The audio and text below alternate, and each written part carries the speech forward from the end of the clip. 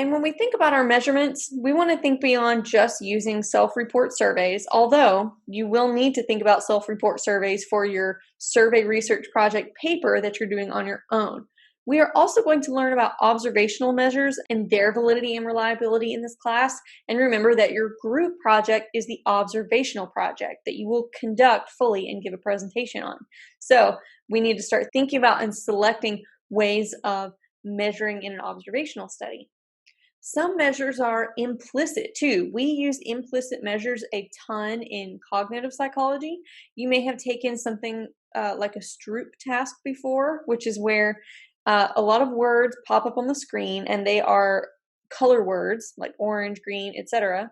And they will be printed in different colors of ink. The font color will be different. You're asked as a participant to tell the researcher what color the font is in, not what the word is. So if the word was the letter spelled orange, but it was in a purple font, you need to say purple, right?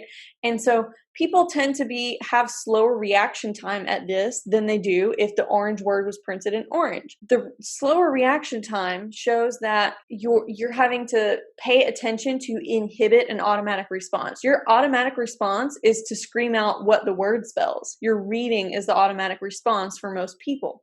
And so you have to inhibit or suppress that in order to tell yourself to say, it's printed in the purple ink, purple, right? So this is an implicit measure of attention, of attentional inhibition specifically. Now, we use those a lot in cognitive psychology. Social psychology has a lot of implicit measures as well, and I'm about to show you an example.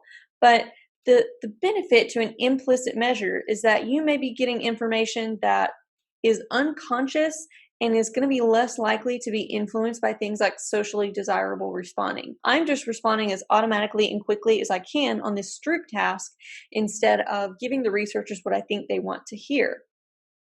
And that might be a more valid measure of attentional inhibition than just asking somebody on a questionnaire, how often do you struggle with stopping yourself from doing an automatic habit? Other implicit measures can get at our true beliefs, and Harvard has a lot of them online that you can do for free. One of them is linked here for IAT. Stands for Implicit Association Test, and I'll show you an example here in just a moment, but I want to give you a quick idea of what those tend to involve. So you need to quickly put words into categories and press one button on your keyboard if the word in the middle of the screen matches one of the categories at the top, and press a different button if they don't match categories.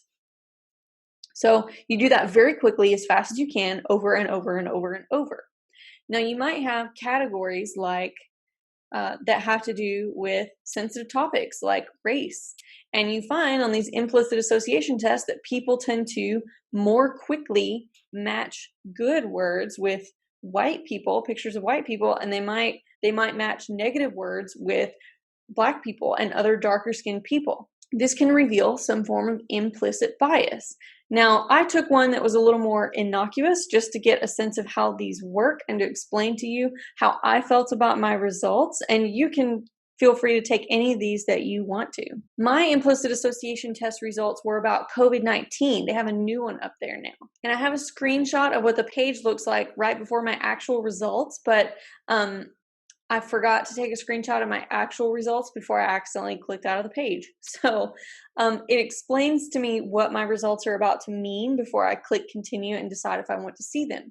What the study was testing was whether I associate words about COVID-19 like coronavirus and shortness of breath and coughing, if I more quickly associate those words together with words like danger and harm, or if I associate them more quickly with things like harmless. So they're trying to get at deep implicit beliefs about whether I think the coronavirus is dangerous or not. And if you ask me explicitly, I would say, yes, I'm very scared about it. I'm doing every precaution that I can think of, and I barely ever leave my house. But what the results actually showed was that I was equally fast in my reaction time at categorizing the coronavirus words with dangerous words, or whether it was matched with harmless words in the task.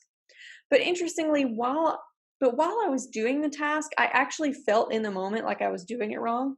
I have it's sort of like test anxiety, but not really about tests. It's about anything that feels like a game. Anytime I'm learning a new game and learning the rules of something, I get extremely anxious and I sort of shut down and have a hard, slow time learning the rules. So because of this, I had this feeling during the test, and I felt like it may not have reflected my true feelings for sure. So I want you to think about whether a test like this is valid, especially if you take one. Do you feel like your results are valid? Do you feel like your results are reliable? Now, I could take the results again and figure out if they are reliable. But if I get a different score this time, it could be not because the test is unreliable, but maybe I got better at doing the task and figuring out the rules of how to do it really fast. And that would be practice effects, which are also something that is kind of a problem in our study because we don't know if a person's true score got better or whether they just became a better test taker. I am kind of a bad test taker when it comes to cognitive tasks or like learning the rules of a new game.